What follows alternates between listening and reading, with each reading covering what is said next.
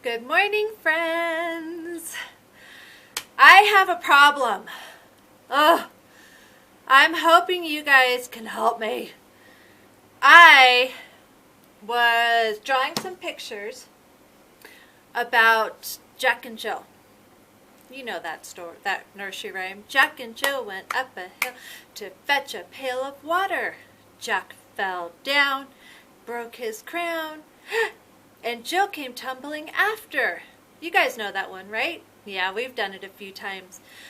But I was drawing my pictures. I'll show you.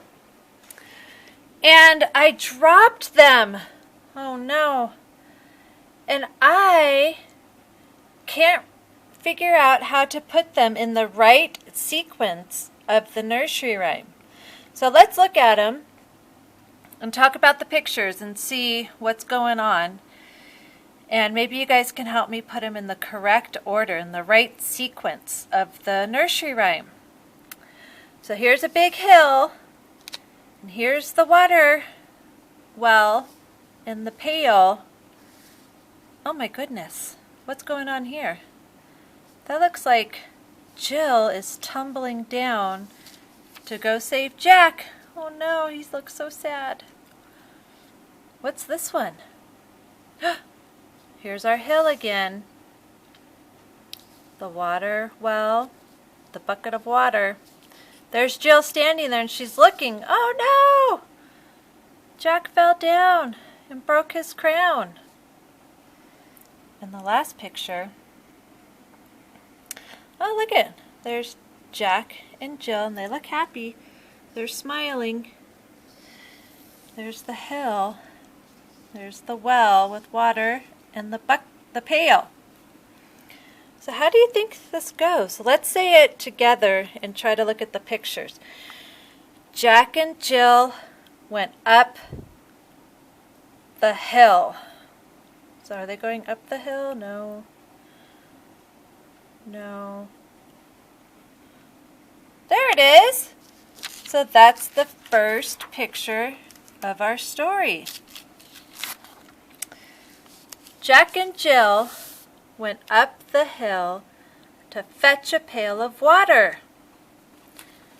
Jack fell down and broke his crown. There he is. He hurt his head. Didn't say anything about that yet. Hey, that looks right. So Jack and Jill went up the hill to fetch a pail of water. Jack fell down and broke his crown. Then what happened? That's right. Jill came tumbling after. Ah!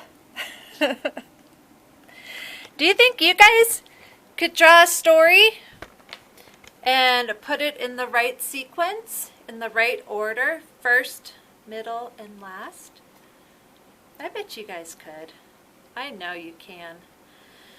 I would love to see your pictures. So we've been talking about the ocean and floating and sinking, and I had a question for you guys. How do people float? How do you and I, how can we float on top of the water? Our bodies feel very heavy, don't they? They do, huh? Did you know that our lungs are full of air? That's how we breathe. And if we go into the lake or the water, our lungs, we take a breath, and our lungs are able to make us float. They give us buoyancy. Isn't that cool? It takes a while to figure out how to do that, how to be able to keep the air in our lungs to keep us floating. Isn't that interesting? I thought I'd just give you guys that little tip. And maybe you guys can, this summer with your parents, start practicing how to floating on your back. You have to stay relaxed, take a nice breath, fill up your lungs with air, and the key thing is to be relaxed. And you can float in the water. I love floating in the water. laying there. Your ears are covered by the water so you can't hear many people. And you are able just to feel free and floating. That's one of my favorite things to do.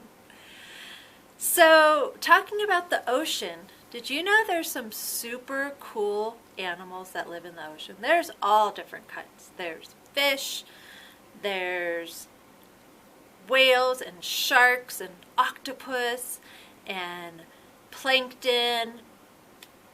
And one animal that's super cool is the hermit crab.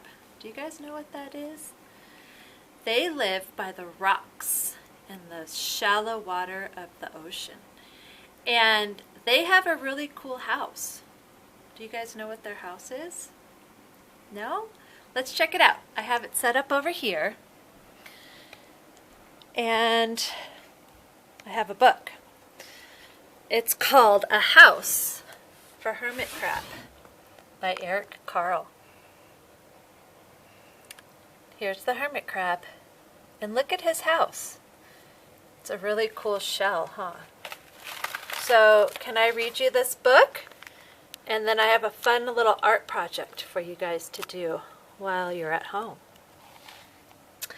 A Home for a Hermit Crab by Carle.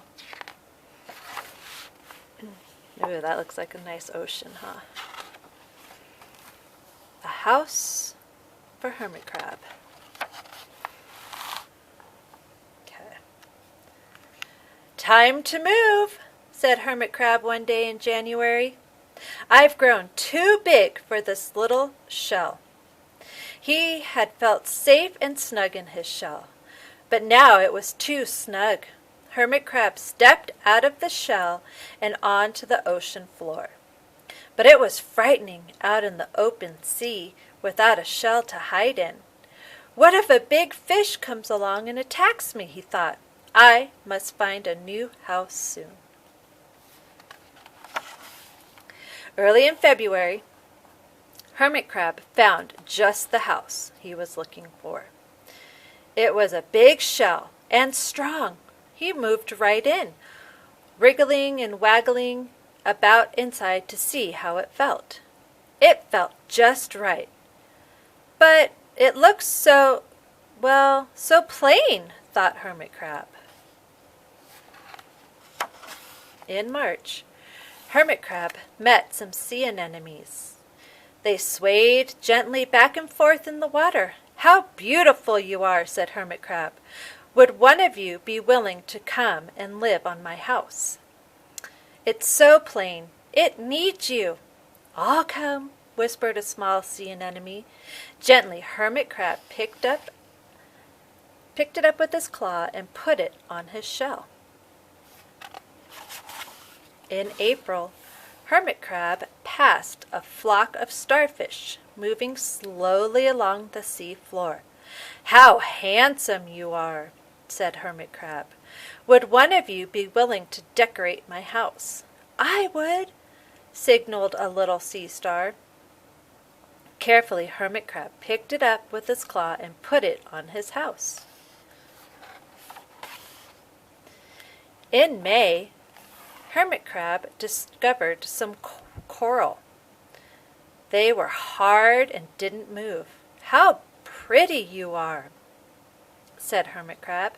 Would one of you be willing to help make my house more beautiful? I would, creaked a crusty coral. Gingerly, Hermit Crab picked it up with his claw and placed it on his shell. In June, Hermit Crab came to a group of snails crawling over a rock on the ocean floor. They grazed as they went, picking up algae and bits of debris, leaving a neat path behind them. How tidy and hard-working you are, said Hermit Crab. Would one of you be willing to come help clean my house? I would, offered one of the snails. Happily, Hermit Crab picked it up with his claw and placed it on his shell. Look, it's getting decorated. In July, Hermit Crab came upon several sea urchins. They had sharp, prickly needles. "How fierce you look," said Hermit Crab. "Would one of you be willing to protect my house?" "I would," answered a spiky sea urchin. Gratefully, Hermit Crab picked it up with his claw and placed it near his shell. In August, Hermit Crab and his friends wandered into the forest of seaweed. "It's so dark," thought Hermit Crab. "How dim," murmured the sea anemone. "How gloomy it is," whispered the starfish. "How murky," complained the coral. "I can't see," said the snail. "It's like nighttime," cried the urchin.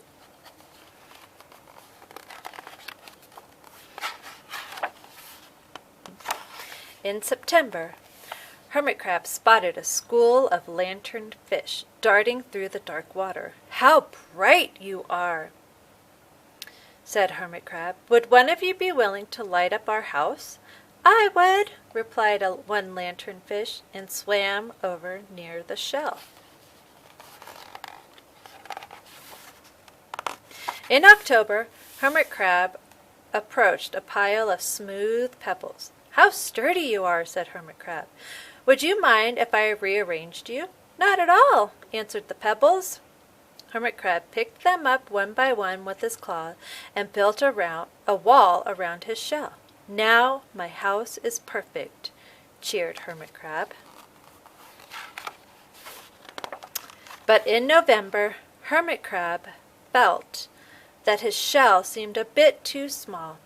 Little by little, over the year, Hermit Crab began to grow. Soon he would have to find another, bigger home.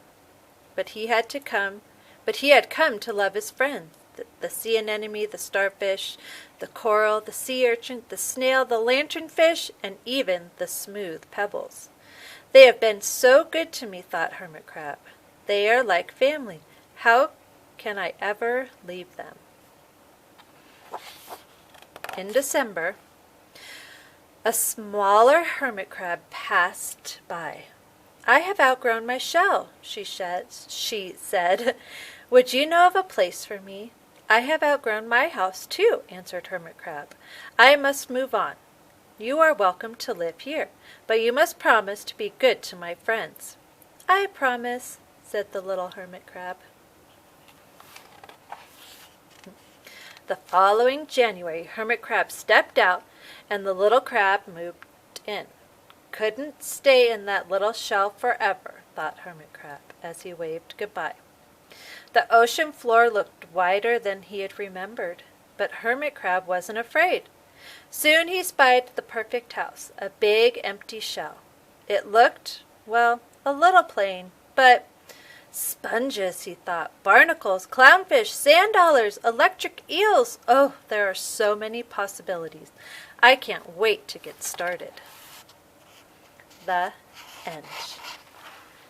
I was thinking that you guys could make your own hermit crab shell with stuff you have around the house.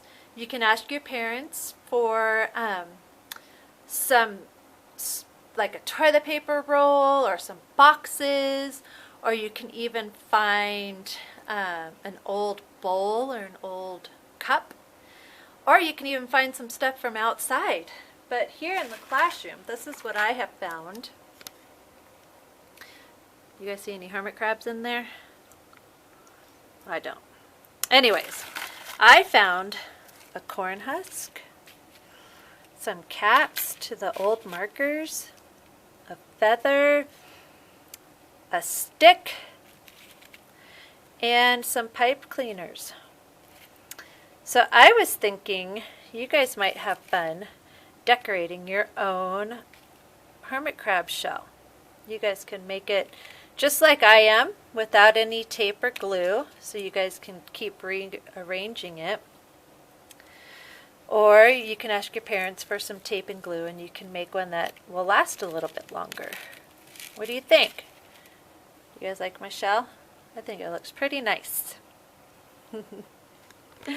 Anyway, friends, it is time to look to your parents to see what your next activity is going to be, and I will be back in a little bit for Afternoon Circle with you guys. Okay, Bye.